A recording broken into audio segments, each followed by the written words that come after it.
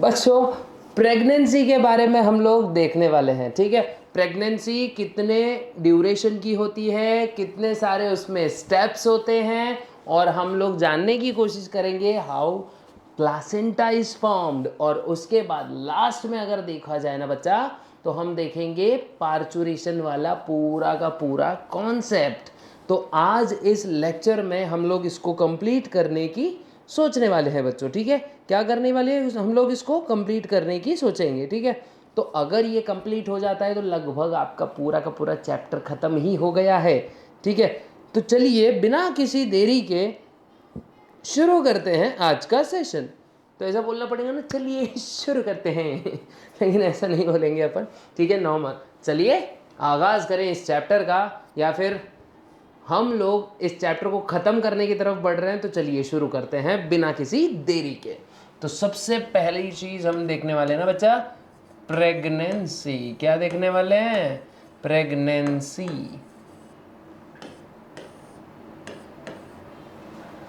Pregnancy देखने वाले हैं। क्या देखने वाले हैं भैया? प्रेगनेंसी के बारे में पढ़ेंगे। तो देखो, अगर क्या होता है pregnancy, the condition of carrying one or more embryos in the uterus is called as gestation, ठीक है। ये याद रखो, जब भी यूटेरस में बेबी कैरी है तो इस प्रोसेस को हम बोलते हैं जेस्टेशन। क्या बोलेंगे बच्चों? जेस्टेशन। तो प्रेगनेंसी में सबसे पहली चीज क्या देख रहे हैं हम लोग? Gestation.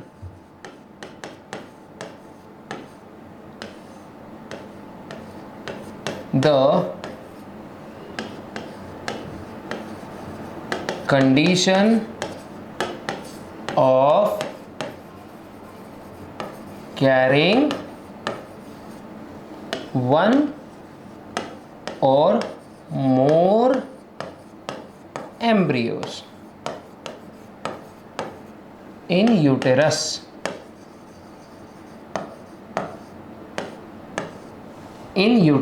is called as gestation, ठीक है। अब ये जो प्रेगनेंसी है ना बच्चों, it refers to period between fertilisation of the egg up to the parturition. तो ये गेस्टेशन पीरियड शुरू कब से होता है? After fertilisation. और ख़त्म कब होता है? जब तक पार्चुरेशन नहीं होता। पार्चुरेशन बोलोगे सर यार पार्चुरेशन क्या भानगढ़ है सर, ये पार्चुरेशन नामक चीज़ क्या होती है ना। आएगा क्वेश्चन, ज़रूर आएगा। लेकिन बच्चे पार्चुरेशन जो होता है ना, सिंपल, मैं इसको क्या करता हूँ, ये बैकग्राउंड थोड़ा सा चेंज कर देंगे अपन, ठीक है। तो पार्चुरेशन मतलब बच्चा ये क्या होता है पता है क्या? एक्ट ऑफ, ये कौन सी एक्ट होती है? ये एक्ट होती है बेबी डिलीवर करने की, ठीक है। बेबी डिलीवर करने वाली एक्ट को हम क्या बोलते हैं बेटा? इसको क्या बोलते हैं बेटा? इसको कहा जाता है पार्चुरेशन, ठीक है। क्या कहा जाता है? इसको कहा जाता है पार्चुरेशन। देखो मैं यहां लिख देता हूं, पेन का थोड़ा कलर बदल देंगे, ठीक है। तो यहां पे देखो हम लोग स्टार्ट किए हैं प्रेगनेंसी, है ना। क्या स्टार्ट किए हैं बच्चे? प्रेगनेंसी स्टार्ट कर दिए है ना। अभी प्रेगनेंसी वाला कॉन्सेप्ट हम लोग देख रहे हैं। तो देखो, तो एक्ट ऑफ क्या बोलेंगे हम लोग? प्रेगनेंसी मीन्स क्या होता है बच्चे? प्रेगनेंसी मतलब होता है इसमें हम मतलब कोई महिला क्या करेगी? ये एम्ब्रियो कैरी करेगी। क्या कैरी करने वाली है? ये एम्ब्रियो कैरी करेगी किसी कोई महिला। तो और इसी कैरी करने वाली प्रोसेस को हम एक वर्ड बोलते हैं बच्चा, इसको बोलते हैं जेस्टेशन। क्या बोलेंगे? जेस्टेशन। वापस बोल रहा हूं, जेस्टेशन कहेंगे। क्या होता है gestation? The act of carrying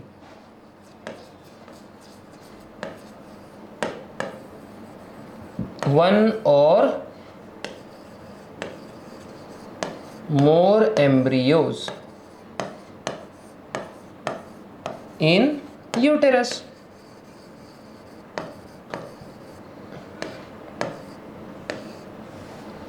The act of carrying one or more embryo in uterus is called as gestation. ये कब से शुरू होता है?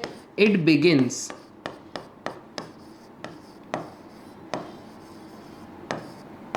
after fertilization It begins after fertilization and ends on parturition.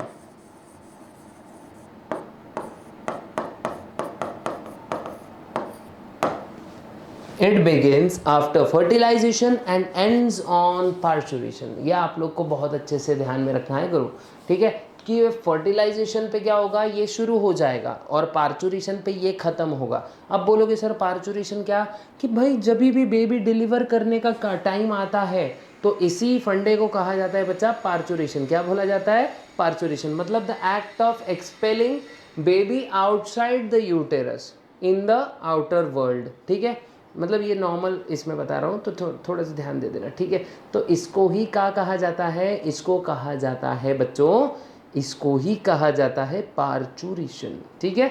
ये आप लोग ने अच्छे से याद रखना है। अब देखो, देख लो इसका डेफिनेशन फटाक से लिख लो। उसके बाद हम देखते हैं एवरेज पीरियड क्या होता है बच्चों, प्रेगनेंसी का एवरेज पीरियड क्या होता है। एवरेज पीरियड ऑफ प्रेगनेंसी कितना होता है,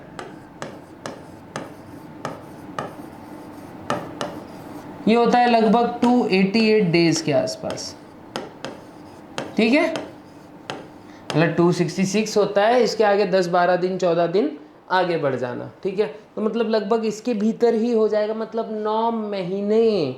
अब पूरी प्रेगनेंसी जो है ना ये 3 स्टेजेस में डिवाइडेड होती है, या सिंपली बोलो तो 3 ट्राइमेस्टर्स में।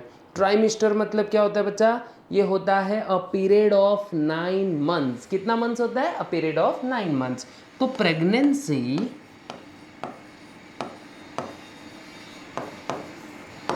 is divided into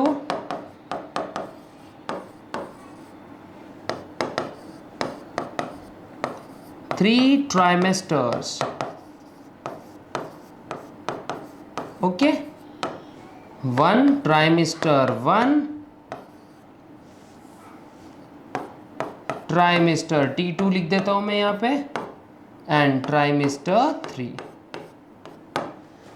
तो प्रेगनेंसी ऐसे 3 ट्राइमेस्टर्स में कंप्लीट होती है बच्चा। कितने ट्राइमेस्टर्स में, 3 ट्राइमेस्टर्स में पूरी की पूरी प्रेगनेंसी कंप्लीट होती है। ये बहुत अच्छे से याद कर लो, ठीक है। तो इसके स्क्रीनशॉट आप लोग ले सकते हो। 1 बाय 1 क्या करते हैं, एक एक ट्राइमेस्टर हम लोग देखते हैं, ठीक है। तो फर्स्ट ट्राइमेस्टर देखो बच्चों, सबसे पहले क्या लिखते हैं भाई, फर्स्ट ट्राइमेस्टर।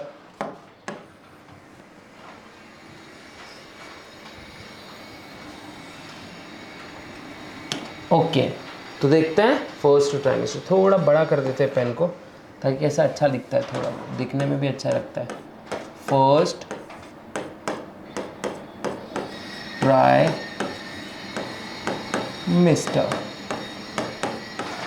है ना, क्या देख रहे हैं हम लोग, फर्स्ट ट्राइमेस्टर, ठीक है। देख लो एक बार अच्छे से, फर्स्ट ट्राइमेस्टर में क्या होता है बच्चों।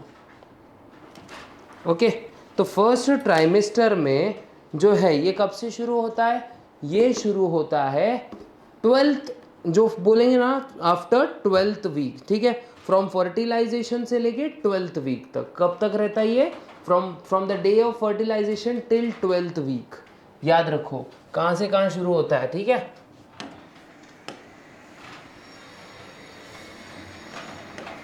तो सिंपल लिखेंगे, begins after fertilisation,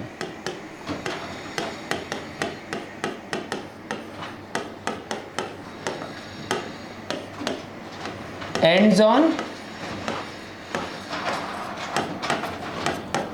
12th week, 12वें हफ्ते में ये खत्म होगा, ठीक है। तो फर्स्ट से शुरू होगा, फर्स्ट डे ऑफ फर्टिलाइजेशन से, और डायरेक्ट खत्म होगा 12th वीक पे, ठीक है। ये आप लोग को बहुत अच्छे से याद रखना है। अब जो फर्स्ट ट्राइमेस्टर है, धीरे धीरे आपको पूरे एम्ब्रियोजेनेटिक मूवमेंट्स यहाँ पे देखने को मिलेंगे। मतलब एम्ब्रियोलॉजिकल मूवमेंट्स होते हैं ना, जो जितने भी एम्ब्रियोलॉजिकल मूवमेंट्स होते हैं, जैसे हमने ब्लास्टुला गैस्टुला देखा, वो इसी चीज़ में, मतलब इसी बोलेंगे इसी ट्राइमेस्टर में कंप्लीट हो जाएंगे। ठीक है, ये अच्छे से आप याद रखना बच्चों। अब देखो यहाँ पे क्या होगा बच्चों, यहाँ पे एम्ब्रियो जो है ये न्यूट्रिएंट्स एब्जॉर्ब करना स्टार्ट कर देगा। कब? पहले 2 से 4 हफ्तों तक। ठीक है, तो सिंपल इसको कैसे लिख सकते हैं अपन लोग, embryo absorbs nutrients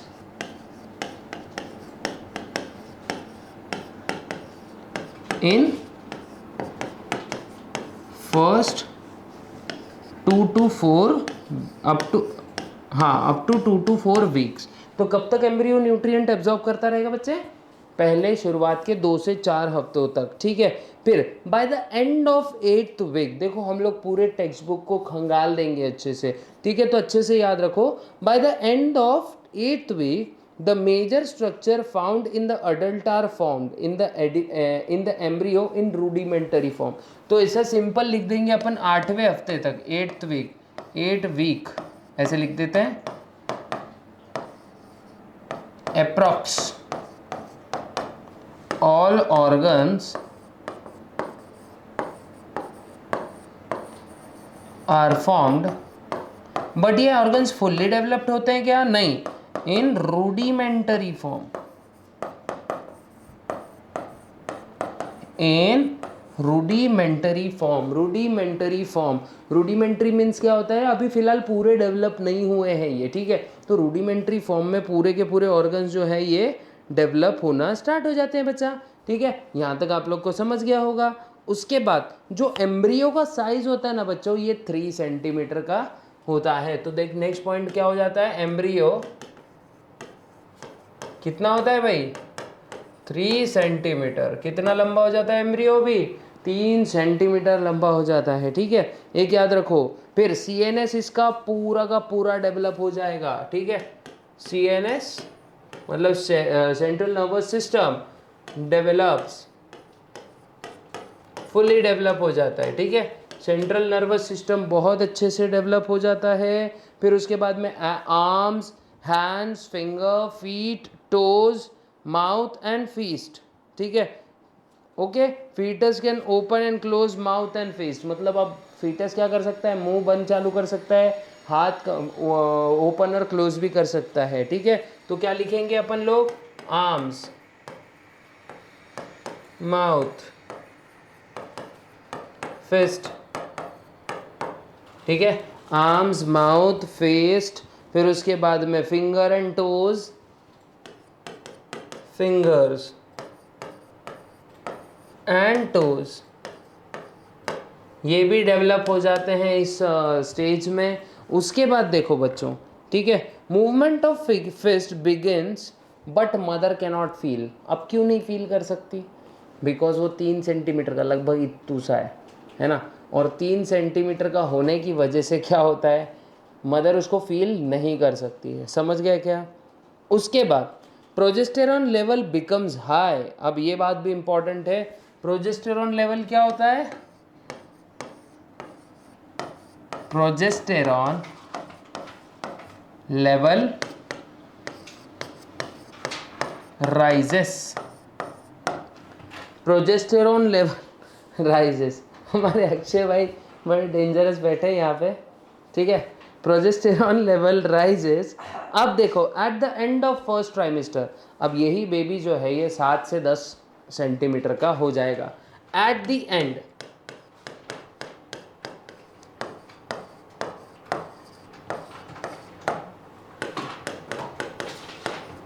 first trimester baby कितने साइज का हो जाएगा बच्चा? 7 से लेके 8 सेंटीमीटर तक। कितना हो जाएगा ये? 7 से लेके 8 सेंटीमीटर तक। एक बार आप लोग इसको आराम से लिख लो बच्चों। ठीक है, आराम से लिख लो इसको, कोई घाई गड़बड़ नहीं है, एकदम आराम से लिख लो। ठीक है, मदर की बॉडी में भी बहुत सारी चेंजेस आती हैं बच्चों। ठीक है, हाई लेवल ऑफ प्रोजेस्टेरॉन हो जाता है जिसके वजह से रिप्रोडक्टिव सिस्टम में चेंजेस आते हैं। फिर जो मदर है उसके मूड में भी बहुत ड्रास्टिक चेंजेस आते हैं। फिर मॉर्निंग सिकनेस उनको होगी। ठीक है, क्या होगा? मॉर्निंग सिकनेस होगी, नौशिया, वॉमिटिंग जैसी चीज़ें भी उनको होना स्टार्ट हो जाएगी, मूड स्विंग्स बहुत ज़्यादा होंगे बच्चों, ठीक है। देखो ये बहुत ही क्रिटिकल लेवल होता है, मतलब क्रिटिकल भी बोलो या फिर हम बोल सकते हैं इसको कि एक नया जीवन फॉर्म हो रहा है, लेकिन साथ साथ पुराने जीवन में भी मॉडिफिकेशन हो रहे हैं, ठीक है। न्यू लाइफ तो बन ही रही है, लेकिन पुराने जीवन में भी मॉडिफिकेशंस आ रही हैं। अब इसके बाद होता है बच्चों सेकेंड ट्राइमेस्टर, ठीक है। सेकेंड ट्राइमेस्टर देखते हैं अभी।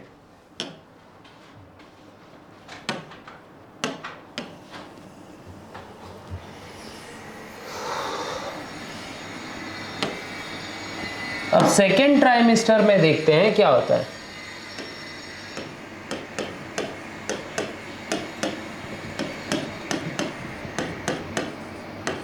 है ना।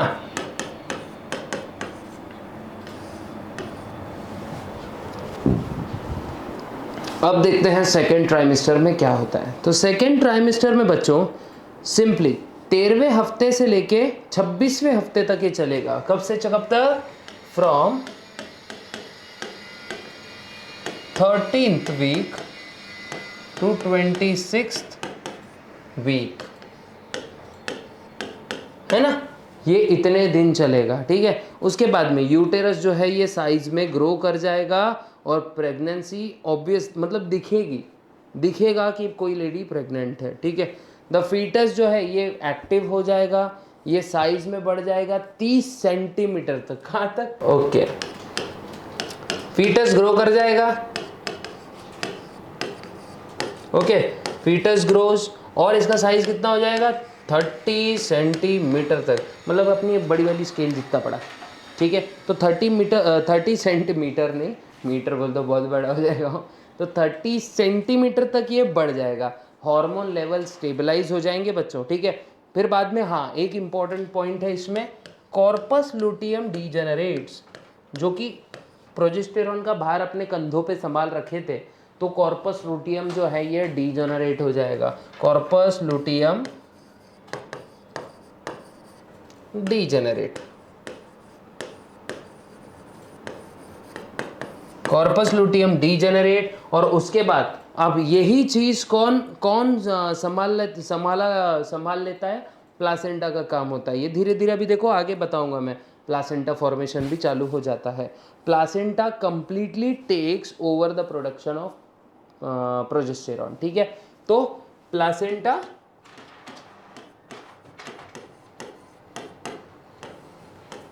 ओवरकम्स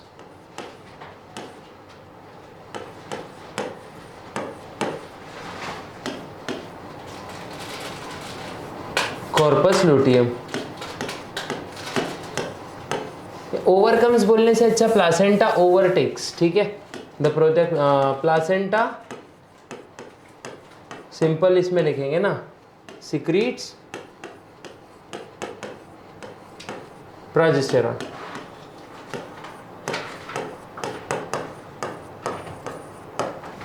प्लासेंटा जो है ये प्रोजेस्टेरॉन अब बनाना स्टार्ट कर देगा, ठीक है। और प्रोजेस्टेरॉन प्रेगनेंसी को मेंटेन करके रखेगा, ठीक है। बेबी का ग्रोथ वगैरह अल्ट्रासाउंड सोनोग्राफी में आप लोग को आराम से देखने को मिलेगा। अब देखो एक बहुत इंपॉर्टेंट चीज़, ऐसा कौन सा ऑर्गन है जो दो अलग अलग लोगों से मिलके बनता है?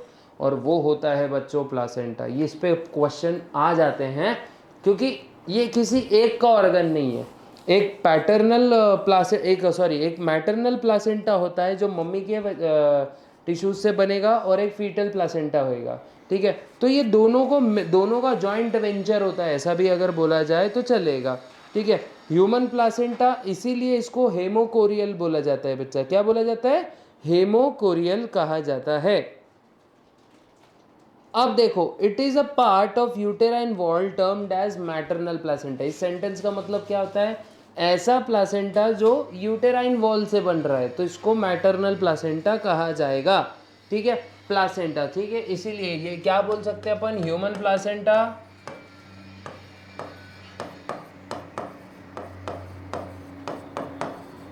इज हेमोकोरियल,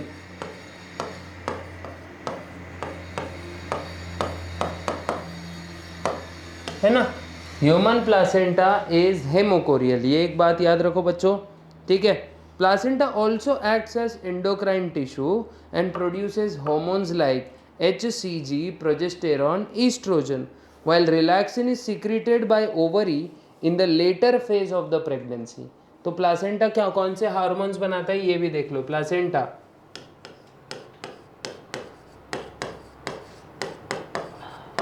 मेक्स या फिर सिक्रीट्स बोलेंगे हार्मोन लाइक कौन से हार्मोन बना रहा है ये? प्रोजेस्टेरॉन,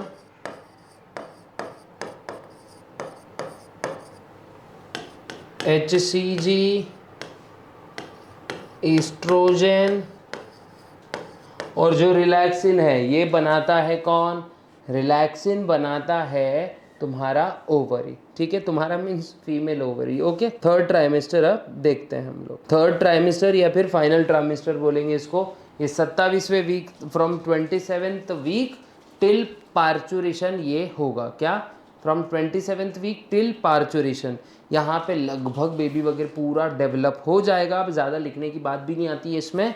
यहाँ पे पूरा का पूरा बेबी जो है बच्चा ये बहुत अच्छे से डेवलप हो जाएगा. और डेवलप होने के बाद में इसके आँखें तो देखो eyes are open, they gain body weight, और धीरे धीरे क्या होगा?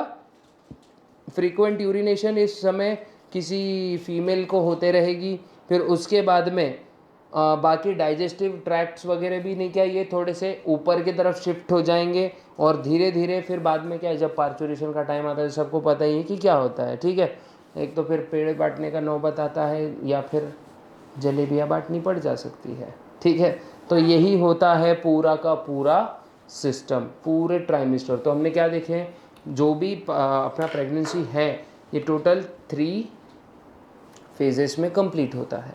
First trimester, second trimester and third trimester. तो फर्स्ट ट्राइमेस्टर कब से कब तक रहता है बच्चों?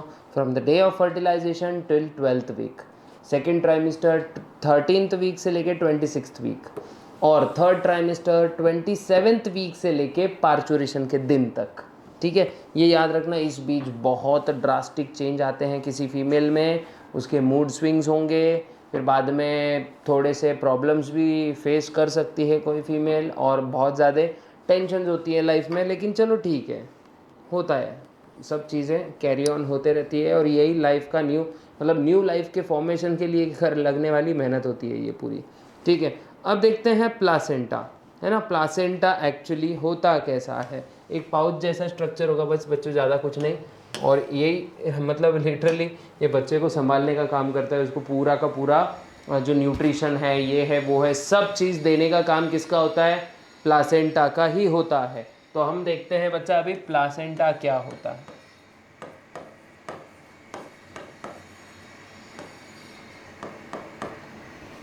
प्लासेंटा, तो बच्चों प्लासेंटा सबसे पहले फ्लैटन्ड ऑर्गन होता है. कैसा होता है? फ्लैट होता है ना, ये होता है फ्लैट. उसके बाद डिस्कॉइडल ऑर्गन होगा, मतलब डिस्क लाइक. डिस्कॉइडल होगा. उसके बाद प्रेग्नेंट वुमेन में ही होता है, ये भी बात इंपॉर्टेंट है.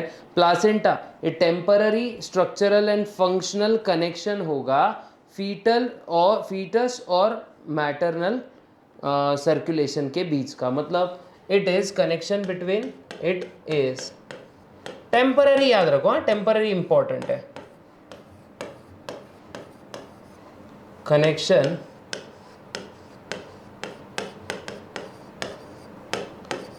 between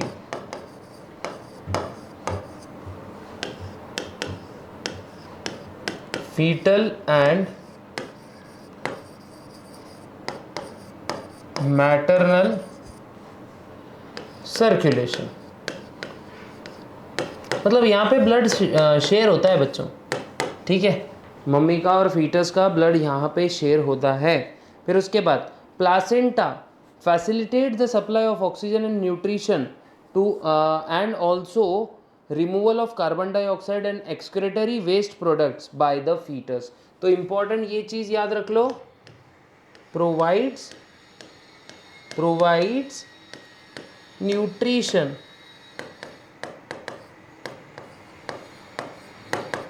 to foetus,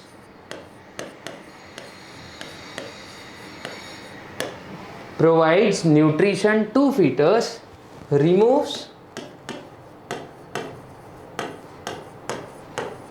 waste material from fetus.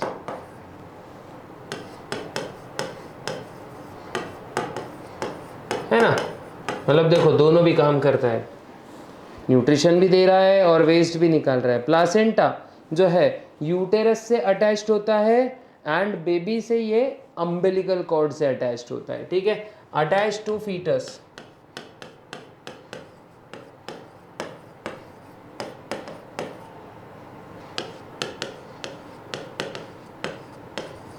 Bye umbilical cord. It is attached to fetus by umbilical cord. Placenta ये एक ऐसा ऑर्गन है जो दो डिफरेंट इंडिविजुअल से बनता है, अभी जस्ट कुछ देर ही पहले मैंने कहा था, ठीक है। तो ये एक इम्पॉर्टेंट चीज़ याद रखना, ओके। और इसीलिए ह्यूमन प्लासेंटा होता है हेमोकोरियल। कैसा होता है बच्चों? हेमोकोरियल प्लासेंटा होता है ह्यूमन का। तो इसीलिए यह याद रखना बच्चों। और अगर आपको ये चीज़ बहुत अच्छे से समझ में आई हो तो लाइक कर दो वीडियो को, ठीक है, लाइक कर दो। अब हमारा लास्ट टॉपिक है जो कि है पार्चुरेशन, ठीक है। क्या है बच्चों? पार्चुरेशन के बारे में देखने वाले हैं हम लोग अभी, ओके। पार्चुरेशन,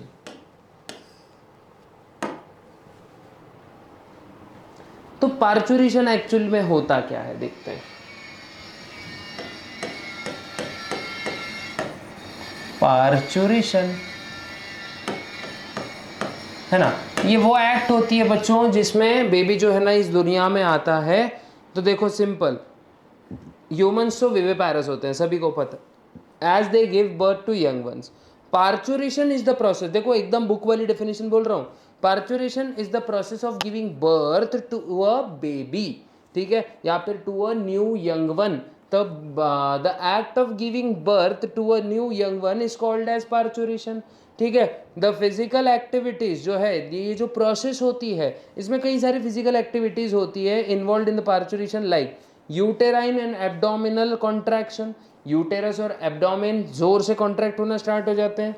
सर्विक्स का ओपनिंग जो है ये बड़ा हो जाता है, मतलब डायलेट हो जाता है, ठीक है। उसके बाद में end passage of baby are collectively called as labour, सबको मिला के मतलब वो दर्द होना, सर्विक्स का ओपन हो जाना और बेबी का बाहर निकल जाना, ये पूरे प्रोसेस को क्या कहा जाता है? पूरी की पूरी प्रोसेस को कहा जाता है लेबर। क्या कहा जाता है बच्चों? लेबर। और उस समय जो पेन्स होते हैं उसको हम बोलते हैं लेबर पेन्स। क्या बोलते हैं? लेबर पेन्स बोला जाता है उसको। क्या बोला जाता है बच्चा? लेबर पेन्स इसको कहा जाता है। पार्चुरेशन ये एक बहुत ही कॉम्प्लेक्स पूरा का पूरा न्यूरो एंडोक्राइन मैकेनिज्म होता है इसमें, ठीक है। पार्चुरेशन के पीछे एक बहुत ही कॉम्प्लेक्स न्यूरो एंडोक्राइन मैकेनिज्म होता है, मतलब नर्वस सिस्टम भी कंट्रोल करेगा और एंडोक्राइन सिस्टम भी कंट्रोल करेगा, दोनों मिलके साथ चलेंगे और पूरा का पूरा प्रोसेस को अंजाम देंगे बच्चों, ठीक है। सिग्नल्स जो है fully signals arises from fully formed foetus and placenta causes mild uterine contraction. Signals कहाँ से? एक बार बच्चा पूरा बन गया तो बच्चा क्या करता है? सिग्नल्स देना चाहता है, सिग्नल देते रहता है, नहीं भैया मेरे को अब बाहर जाने का है। तो इस वजह से प्लासेंटा धीरे धीरे कॉन्ट्रैक्ट करना खुद को स्टार्ट कर लेता है। प्लासेंटा क्या करता है? यूटेरस का कॉन्ट्रैक्शन इनिशिएट करता है। उसके बाद it is accompanied by oestrogen progesterone ratio, ठीक है, increase in oxytocin receptor in uterine muscle, ठीक है। ऑक्सीटोसिन मतलब बर्थ हार्मोन होता है बच्चों, यही यूटेरस का कॉन्ट्रैक्शन नहीं किया क्या करवाएगा? इनिशिएट करवाएगा। और यही यूटेरस के कॉन्ट्रैक्शन के पीछे जिम्मेवार भी होता है। तो एक बात याद रखो, they cause vigorous contractions of myometrium of uterus at the end of pregnancy. The fully developed foetus gives signal for the uterine contraction by secreting adrenocorticotropic hormone. Baby के अंदर ACTH बनना स्टार्ट हो जाता है और जैसे ACTH बना तो सिग्नल्स आना स्टार्ट। उसके बाद from pituitary gland and corticosteroid from adrenal gland. This trigger release of oxytocin from mother's pituitary gland, which act on uterine muscles of mother and causes vigorous uterine contractions. This leads to expulsion of baby from the uterus. अब देखो सबसे पहला stage है dilation stage. इसमें cervix जो है ना बच्चों ये खोल जाएगा, थोड़ा सा सब बड़ा हो जाएगा, क्योंकि सर्विक्स बड़ा होगा तभी तो बेबी का हेड वहाँ से बाहर निकल देगा ना. ठीक है, तो देखो uterine contraction begins from top forcing the baby towards the cervix. ठीक है, ऊपर से नीचे की तरफ होता है. ठीक है, उसके बाद contractions are accompanied by pain caused by compression of blood vessels. Blood vessel एकदम कॉम्प्रेस्ड हो जाती है जिसकी वजह से पेन और ज़्यादा बढ़ जाता है. ठीक है, oxytocin induces uterine contraction become stronger and stronger due to stimulatory reflexes. As the baby is pushed down towards the uterus, its head come lie against the cervix. Cervix gets dilated. Vagina also shows some similar dilation. The stage of labor can normally last up to few hours. कुछ घंटे चलता है बच्चों ये.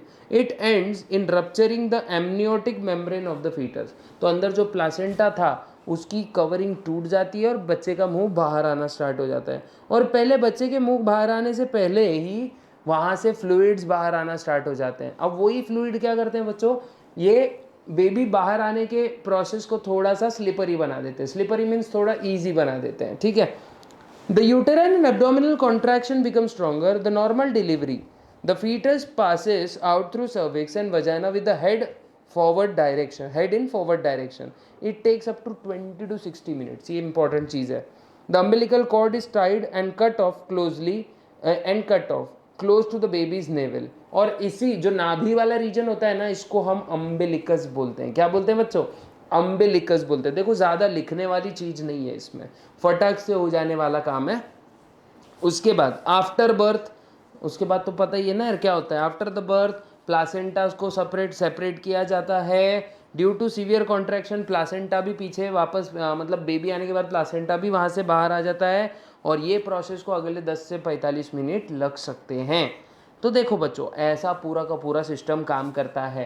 पहले तो cervix dilate हो जाएगा, वजाइना हल्का हल्का डायलेट होगा, फिर बेबी बाहर को आएगा. ऑक्सीटोसिन का बहुत इंपॉर्टेंट काम होता है लेबर के वक्त, और उसी के वजह से बेबी ईजिली बाहर को आ सकता है. फ्लूइड एमनियोटिक मेम्ब्रेन फूट जाएगी जिससे अंदर के लिक्विड्स बाहर आना स्टार्ट हो जाएंगे. और ये लिक्विड्स जो है ना बच्चों, ये बेबी आने की प्रोसेस को मतलब पार्चुरेशन को थोड़ा इजी बना लेते हैं. ठीक है, ये इंपॉर्टेंट चीज़ याद रखो बच्चों. ओके, अब जैसे बेबी बाहर आया उसको सबसे पहले ब्रेस्ट फीडिंग कराई जाती है. और फर्स्ट जो सिप लेता है वो, उसको हम कहते हैं कोलोस्ट्रम. क्या कहते हैं बच्चों? It is the sticky and yellow fluid secreted by mammary glands soon after childbirth. Childbirth होने के तुरंत बाद mammary glands क्या करती है? एक येलो स्टिकी सब्सटेंस सिक्रेट करती है mammary glands से, और फिर वो बच्चे को पिलाया जाता है. उसके अंदर होते हैं बच्चों IgA इम्यूनोग्लोबिन्स. ठीक है, IgA एंटीबॉडीज़ होती हैं जो बच्चे को शुरुआत की इम्यूनिटी प्रोवाइड करती है. बाकी तो उसके जीवन के एक्सपीरियंस से उसको बहुत सारी मिल ही जाएगी, लेकिन स्टार्टिंग में कुछ तो पुशअप चाहिए, तो वो यहाँ से मिलता है. और ऐसे पूरा का पूरा सिस्टम काम करता है बच्चों. प्रोलैक्टिन हार्मोन बहुत इंपॉर्टेंट है. कौन सा? प्रोलैक्टिन हार्मोन बहुत ज़्यादा इंपॉर्टेंट है.